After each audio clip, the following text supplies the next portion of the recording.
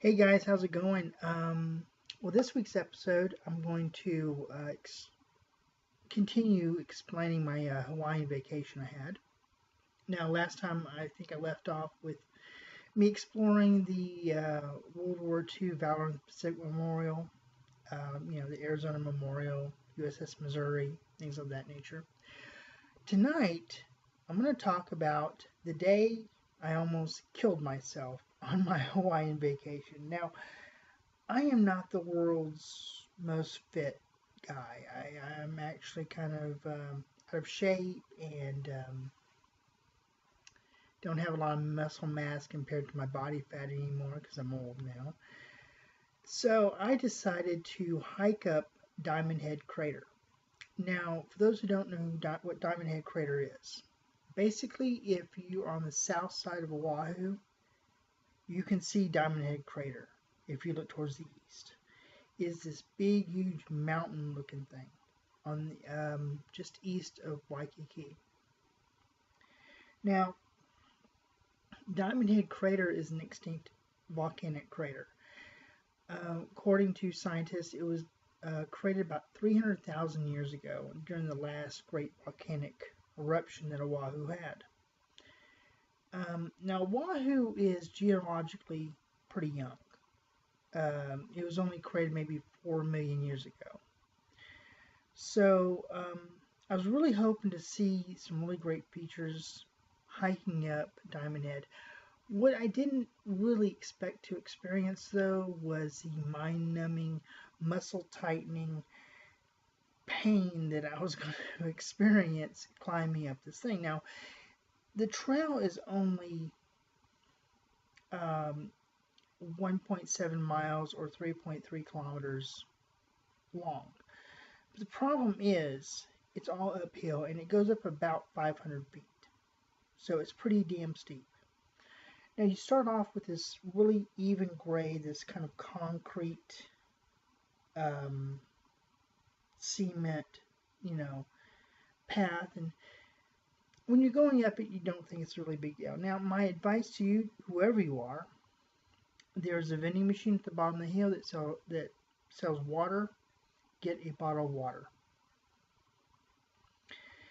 Now, as you're going up the trail, you end the nice level concrete part of it, pavement part of it, and you start up the original trail. Now, the original trail is broken up. There's loose rocks. It's very it goes very steep in some places. There is like a guardrail going all the way up, so you can hold on to it. But if you're not used to hiking, it can be a real pain. Now, as you're going up this, that's most of the path actually. As you're going up it, you're getting very, very tired. Your next point would be this kind of very narrow staircase, or very steep staircase. You go up it, and then you go into a tunnel. Now, the big problem I had is people are pretty rude. This tunnel is small. It's so small that if you're walking normally, you're pretty much taking up the entire path. So you kind of have to get yourself against the wall to let people pass. After that, you go up another flight of staircase, probably about 100 steps, and then another spiral metal staircase. By the time you reach, or at least by the time I reached the summit of Diamond Head Crater, I thought I was going to die because I think it took me like 30 minutes to do the whole thing. And it's just, if you're not in shape, you are going to hurt. Now, coming down wasn't that hard. Basically, you just start at the top and you work your way down. It's a downward thing. And it probably takes maybe 15 minutes to go down it.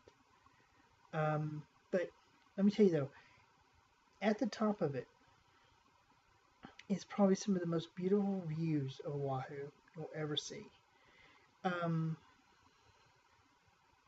You got the entire expanse of Waikiki. You look another direction and you see the whole of Diamond Head Crater, the inside of it. You look another direction, you can actually see Malachi Island out in the distance. beautiful sunrise. I went there really early in the morning. That's a key. That's a pro tip right there. Go early in the morning because it gets very humid in Diamond Head Crater. So go early in the morning. Now after I did Diamond Head Crater, I went to the Honolulu Zoo. To tell you the truth, I was not very impressed with the Honolulu Zoo. It was very small. A lot of the animals were moved from their exhibits because they're redoing the whole zoo. I'm pretty sure once they do all the renovations, the zoo is going to look very, very nice. But at the time I went, the zoo didn't really look all that great, and I was actually really disappointed with it. But zoos can be kind of boring sometimes anyway. But you just basically have the same critters that you have anywhere else. Except for this fox. I really like the fox. And I took a picture, which, by the way, I will post pictures later on now that I found my program here on my new computer to do that. I will be posting pictures later on. Now, after the zoo, I basically walked from the beach at Honolulu Zoo all the way down to where my hotel was, which is probably about 2 miles, I think, maybe a mile and a half. It was all along that beautiful white beach, which again is kind of not a misnomer, but the beaches are rocky. They have a lot of shells, a lot of rocks. I mean, it's volcanic. It's a volcanic island. So it's not going to have the white sandy beaches that some beaches have yet. Once erosion gets done with it, they will. But right now, lots of rocks on the beach. But that was kind of nice. Now the next day, I decided to go to a luau. Now luau is Hawaiian for a celebration. I went to the Paradise Cove luau.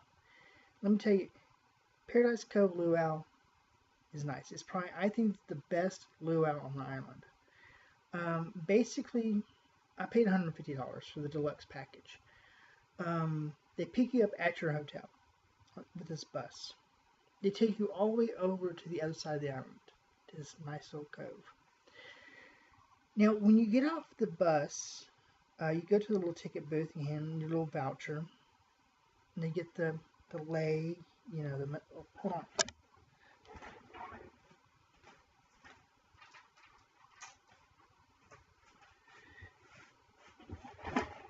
Women get the flower leis, right? Yeah, women get the flower leis.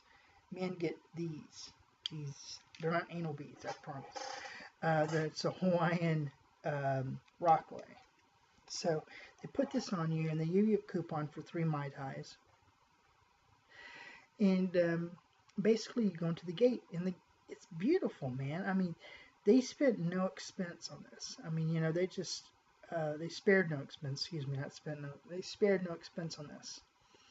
And even though you have 3 drink tickets, you get your first drink for free right there at the gate. It's a little weak though. So you go into this, and they have all sorts of arts and crafts, spear throwing, fish net throwing. It's really beautiful. And then they take you into this kind of amphitheater to show you the rising of the pig. They've been cooking like for 12 hours, which is delicious.